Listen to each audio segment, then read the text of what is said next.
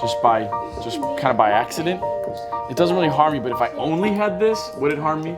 Yeah. Yeah. So I can breathe it in, but my body gets rid of this stuff on a regular basis. So does my body want to breathe this in? No. No. So when I was in college, one of my professors said something like, if you don't get into medical school, then you're just gonna be a pharmacist. If you can't be a pharmacist, then you're just gonna wind up being a teacher.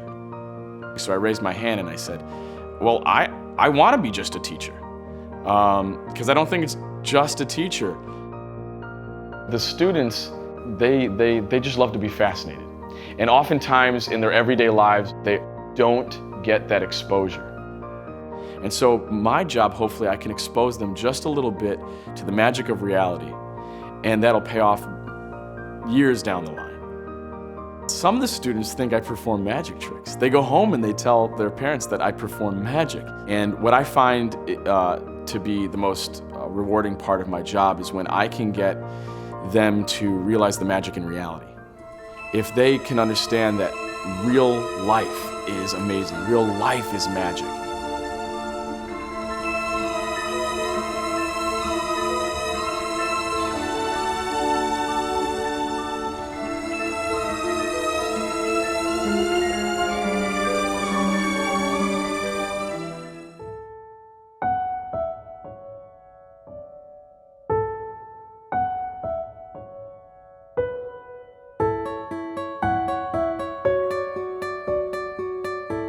My parents and I decided for me to come to this school because we both thought that the advanced work would help me learn more.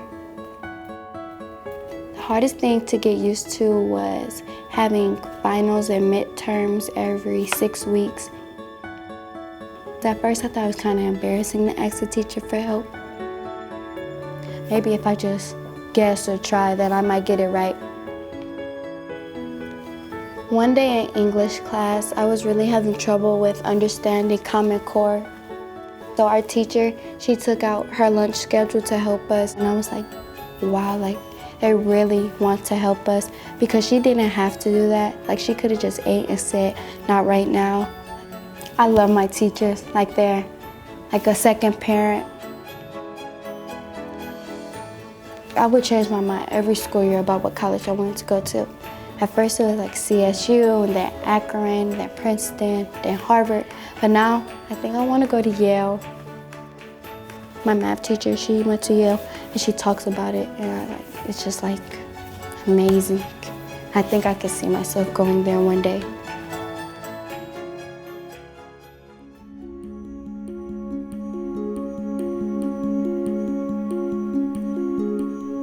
You walk around our school having a feeling that you could actually change something in your community, and you can actually have a voice.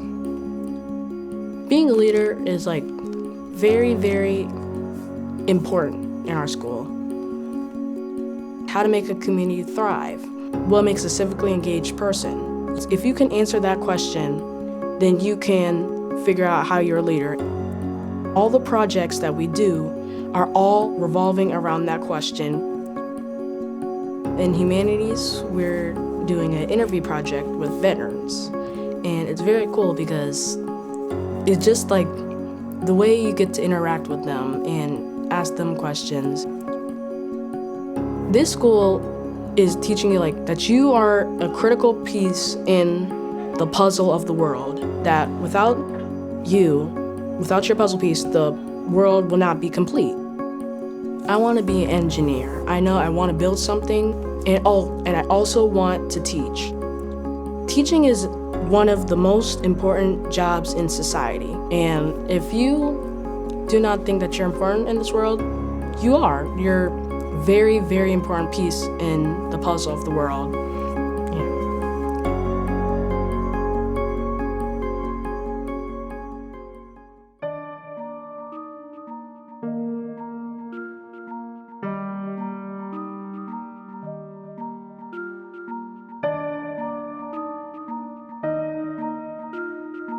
You start out with little babies, kids that haven't even gone anywhere else for schooling, and you're teaching them how to be a student. It's my chance to really mold them into what they're going to become. It can be challenging at times. You know, they're always asking, right there, wanting to know, or you have to be on your toes, thinking and adjusting at all times. You have to be willing to sing and you have to be willing to dance. Prior to coming here, I found that I was getting fed up and frustrated with public education. And that's when I went in search of something different and found the Breakthrough Charter Schools. So when I walked in, I was quite nervous, thinking, how are these kids going to act? We're talking about urban education. And when I stepped in the door, the kids were in line. It was clear that these kids were meant to be here for one thing, and that was for their education. I was sitting across the table from a dad, and he said, you know, this is my child's way out. And I said, well, that's wonderful. And he said, no, you don't understand. I'm in a well-known gang, and I can't get out, but my son won't get in, and this is his way out. If you would have asked me where I would be when I first started teaching, I could have told you that this wouldn't be the place. But now that I'm here, I want to teach here, I want to retire here. This is where I want to be.